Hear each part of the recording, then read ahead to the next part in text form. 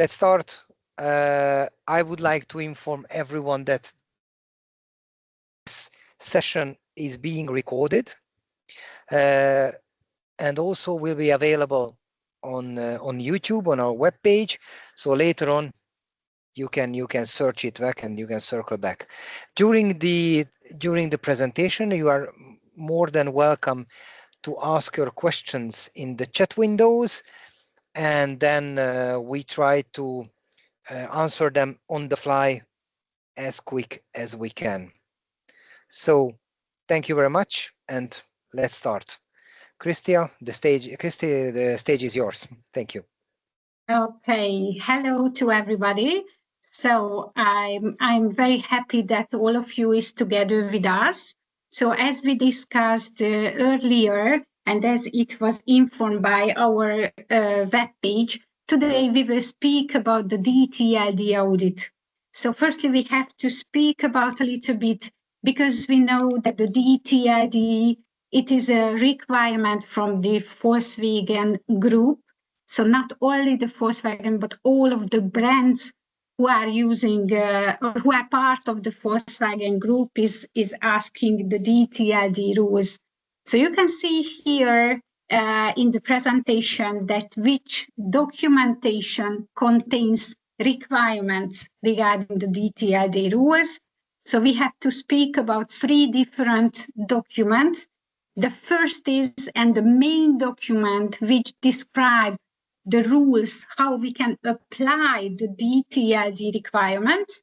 It is the former Q concrete document. I would like to highlight it to everybody that this year in March in 2025, the former Q concrete was changed. So at the moment we have a new document with several new requirements.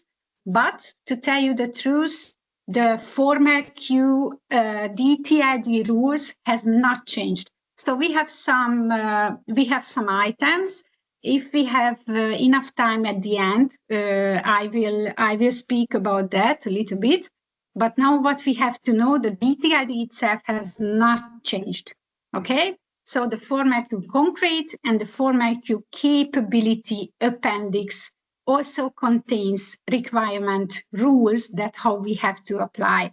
And it is very important not to forget that not only the Volkswagen documents, but the IATF document from Volkswagen has also contains some requirements. So it is very important if somebody would like to deliver components to the whole Volkswagen Group to check the IATF web page. And on the IATF webpage, among the customer-specific requirements, we can find the Volkswagen rules, what you can see here at the right side of the picture. So it is also contains some rules, what we will discuss within some minutes here in our meeting.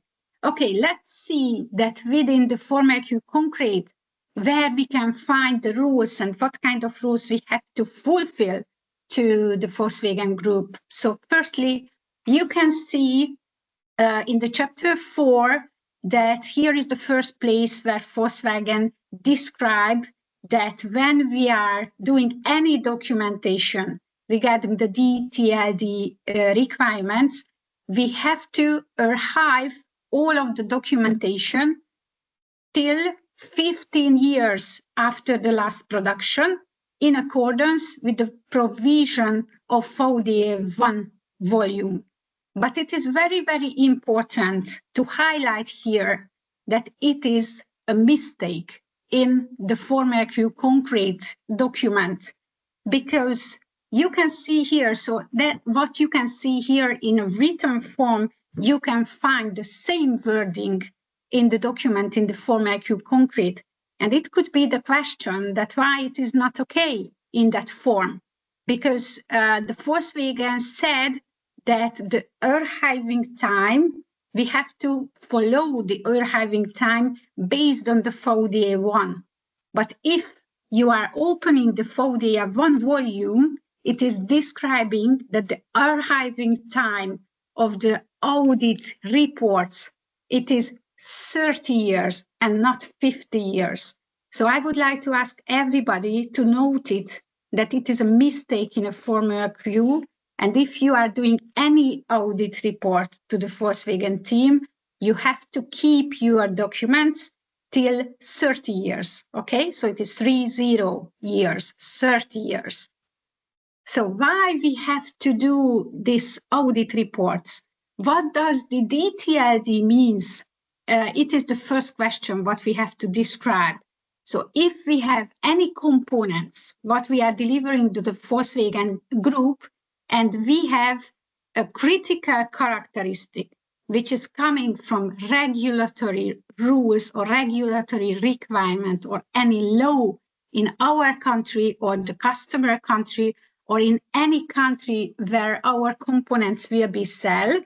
So in this case, we have to use the CC per R characteristics, and it will means for our component that it will be a DTLD characteristics.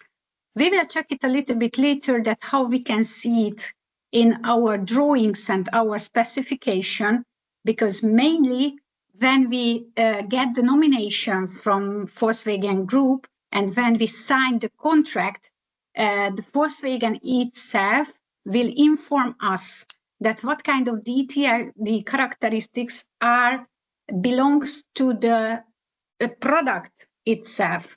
Our task will be to check if there is any DTLD characteristics in our process, because the customer will never tell to us that what kind of DTLD characteristics we have for the process, because our company is responsible to define that what kind of technology we will use, what kind of production process we will use. So our designer colleagues has to make a decision and has to define that what kind of DTLD characteristics we have to use.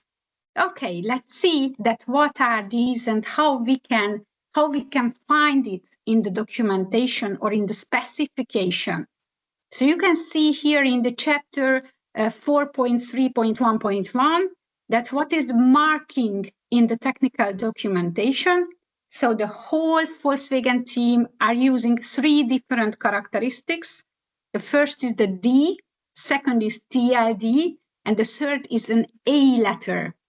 You have to know that mainly when you get documentation from the Volkswagen Center or the Volkswagen Group, normally they are using the D and the TLD characteristics. Only the Porsche is the one brand in Volkswagen Group who is using the A letter, because it means that A as archiving requirement from the Volkswagen or the Porsche team. Okay, so that's why you can find here. I will show you 2 samples that how it looks like in our drawings. So here you can see that in the first picture that it is marked as D Merkmale. So the D Merkmale in German language, it means that it is the D characteristics, what we have to follow and what we have to fulfill the requirements. And on the second picture, it is only part of our drawing where all of the main sentences or main requirements we can find on the drawing. So you can find here that the drawing number contains also. So if you can find any number on the document which starting with TLD, it will means for you that it is DTLD characteristics inside. And I would like to show you the third main item from here, where we can find the regulation itself or the law number which is behind the Volkswagen requirement. Because as we discussed, the DTLD characteristics is not coming from the Volkswagen originally. So it is also contains any regulatories or any laws from different countries. So here in the third marking, what I'm showing to you, you can find that from where the regulation is coming. So, for example, if we can check the FMVSS regulation, it means that it is coming from the United States. The ECE, the second one, is coming from the United Nations, so mainly from Europe. And the third one, so it is only examples what you can see now here in the picture. So there is several other regulation or other laws which can appear on the drawings. But here the third sample, the GB, is coming from China. So it is a typical China regulation, which is here in the picture. Okay, let's see that if we are founding the characteristics on the drawings, what we are getting from the Volkswagen team, what we have to do and how we have to do it.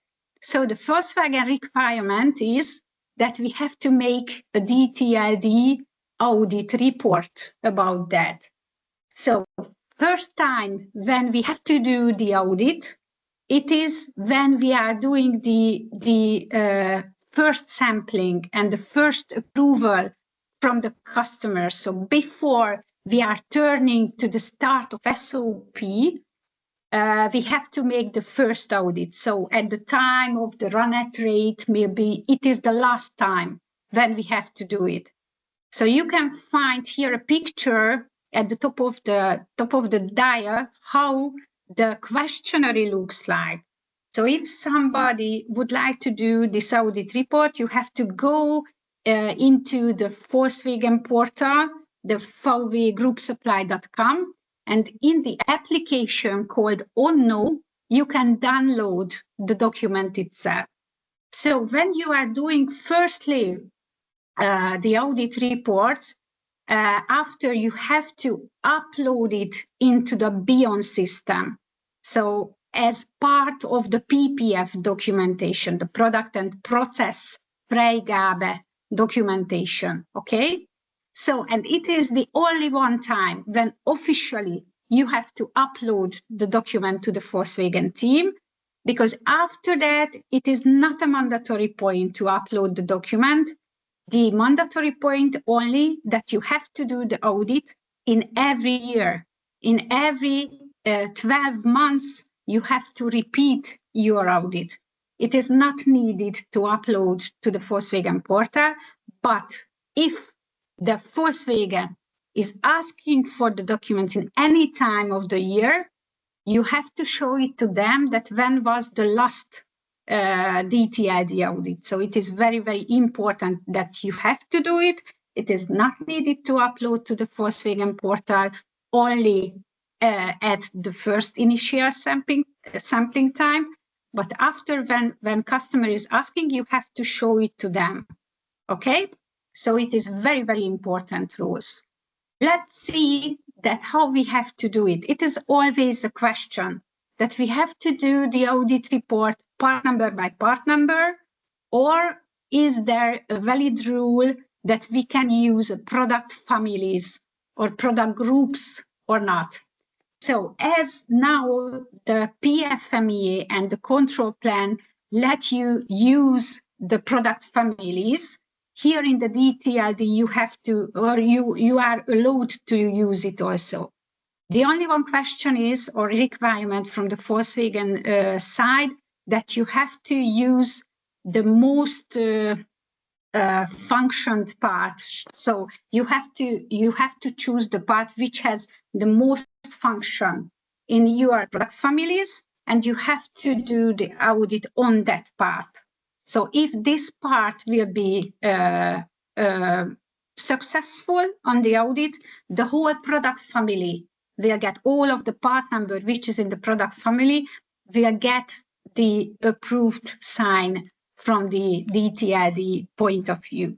Okay, so it can help to us if we are doing the product families audit and not only one by one. When we are checking the requirements, so in the audit report there is 21 questions inside the questionnaire, and we can answer only two possibilities, yes or no. So it is there is no other option what we can put there in the Excel sheet. Only yes or no. If the answer is no, we have to create an action with responsibles and due dates. And after we have to work on that and prove that at the end we can change the no answer to yes. Because if you have for any question, you have an answer as no. So if you have only one sample from this 21 question, it means that your audit report has failed. So successful audit means that all of the 21 questions will be answered with yes. If you have any answer which is no, you have to escalate it to the customer. So you have to inform immediately within 24 hours. You have to inform the Volkswagen Group.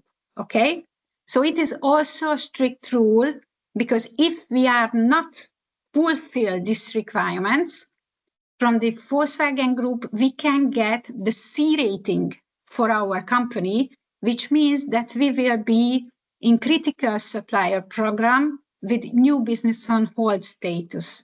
So it is not easy. So it is so strong requirement from the Volkswagen Group that how we have to do the TLD audits. Okay, let's see that how the audit report looks like, because the Excel sheet what you are or what you can download from the Volkswagen portal contains different sheets. So in the first page, it will be the cover page when we have to put the main data and the generic data about our company, about the part numbers, what we will auditing, what kind of technology we are using. In the second page, we will get the DTID requirement summary page. So we have to list that how many DTID characteristics we found on the drawing, and we have to list all of them. And it will be very, very important that not only the question list or the questionnaire should be filled out in the third page, but we have to do a product audit together, parallel with the DTID audit. And if the product audit is failing, so if you are finding any problem with the product audit, it is the same rule that you have to inform the Volkswagen immediately about the problem. Okay, so you can see here. Sorry, I will show it to you. Okay, so here you can see the third page, which is what I told you that the question list is the third one. So it is the 21 question one by one where you have to answer. And after the fourth page, it is the product audit. So we will speak a little bit about that, how it should look like, the product audit. And of course, the last page should be the action list. So if you have any question in the questionnaire, which will be answered with no, so you have to use the last page as action plan. As I told you, you have to define that what will be your action, who will be responsible for do it, and what will be the due date to fulfill the requirement. So if I am highlighting to you the product audit itself, the reason is because there is one sentence in the format concrete document that in the future the product audit report in the supplier's own format is not acceptable. So when you are doing the DTID audit, you have to copy your data from your own format of the product audit to the Volkswagen format. So this product audit format is firstly part of the DTID audit questionnaire. So as I told you, it is the fourth sheet, but originally you can find it in the self-audit formula it is also can be downloaded from the Volkswagen portal. Okay, so it is very, very important rules now that the Volkswagen is accepting only the Volkswagen format for the product audit. So it is not allowed to use our own format. So we have to keep this documentation. Okay, so this Christina, is all. there is a question. Yeah. There is a question which is coming on the chat windows. Can you quickly check it, please? Yes, I am going to here. Okay. Just a minute. I am reading it. If the system is letting me to check it. Okay. Let's see that what kind of question. Do we as a production plant of harnesses for Porsche, which only mount of the DTLD part need to conduct the DTLD audit? The original DTLD part material is coming from the supplier and suppliers conduct the audit. So in this case, if you have the contract, the signed contract together with the Volkswagen, you are responsible for the DTLD audit. So if you are not doing physically, but you have an agreement with your supplier that they will do the audit itself. So in this case, you can show it to the customer that the DTLD audit is ready, but not you will do it, but the supplier was doing it. Okay, so in this case, if your supplier is doing that, it is okay that if you are showing it to the customer, the only one requirement is that you have to use the official format. Okay, so your supplier has to use the supplier format, and in this case, it will be okay. Okay, so let's see the next one. The DTLD characteristics are marked on the material drawing, but now on complete harness that is produced in production plant. Yeah, so it can happen that it is on the material part, because I think so that this is a plastic or something like that. So maybe it is a flammability rule. For example, the Volkswagen TL1010, for example, it should be absolutely on the material drawing. So in this case, yes, it can happen. Okay. So any other question from your side?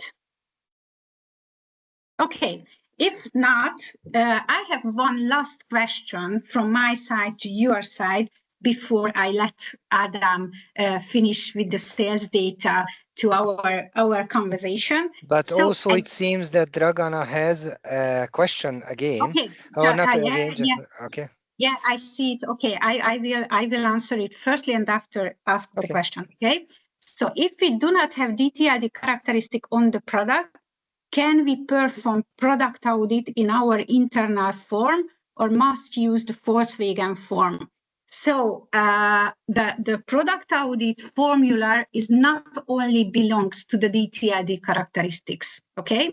So that's why I told you that originally the product audit formula is available in the self-audit document. So if you have no any DTLD characteristics, but you have a requirement from Volkswagen that you have to do a product audit for your product. So in this case, also you have to use the Volkswagen formula. So you have to upload it and you have to use it. Okay. So it is the requirement now. You are welcome. Okay. So, and the last question from my side. I told you at the beginning of our conversation that in 2025, the Volkswagen Formel Q was changed. And one of the main change was regarding the critical supplier program. So I would like to ask to you that what is your information, that which escalation level is the first one, then you have to inform your certification body that you are in an escalation situation. So you are in a special supplier situation. So please send me some information in the chat box So if you know, so which escalation level is the first one when we have to inform the certification body? Escalation level 1, 2, or 3? So what is your experience on that? So when you have to inform within 10 days the certification body that you get an escalation situation from the Volkswagen team. The reason why I'm asking from you, because it was changed now in the new FormaQ concrete, and I would like to know if you know well the rules. Because sometimes during in my trainings, I see different knowledge in the suppliers. So as anybody has an information that which escalation level where we have to inform the certification body that we get a special supplier program from the Volkswagen team? Anybody who is in contact? Okay, so in this case, I see that maybe you have no information about that, but in this case, I am telling to you that mainly the supplier knows that only in escalation level 3, so when we get the new business on hold status, so it is the place or it is the time when we have to inform officially our certification, IETF certification body, that we get an escalation situation. But now it is changed. So please note that now it is part of the FormaQ concrete that if you have escalation level 1, it is the first time when you have to inform the certification body, okay? So in all of the escalation situation, escalation level 1, escalation level 2, and escalation level 3 also has to be informed by you, the IETF certification body, okay? So that's all from my side, what I wanted to highlight to you regarding the DTLD requirements. And I would like to give back the words to Adam, who will follow with some sales items. Thank you very much, Christy. So as we said during the same presentation in Hungary, that start already informing from the escalation level 1, it means that there will be a lot of information flow left and right, because yeah, there are a lot of escalation level 1, I think, that they are not aware of. Okay, thank you anyway. So I just wanted to draw the attention for the trainings, for the upcoming trainings. Here you can see them, and I wanted to highlight the one in July, at the beginning of July, which is the problem solving AD. I just wanted to say and mention that if someone would like to join us, please call me, please call us. We can give a good last minute good discount on the trainings of July.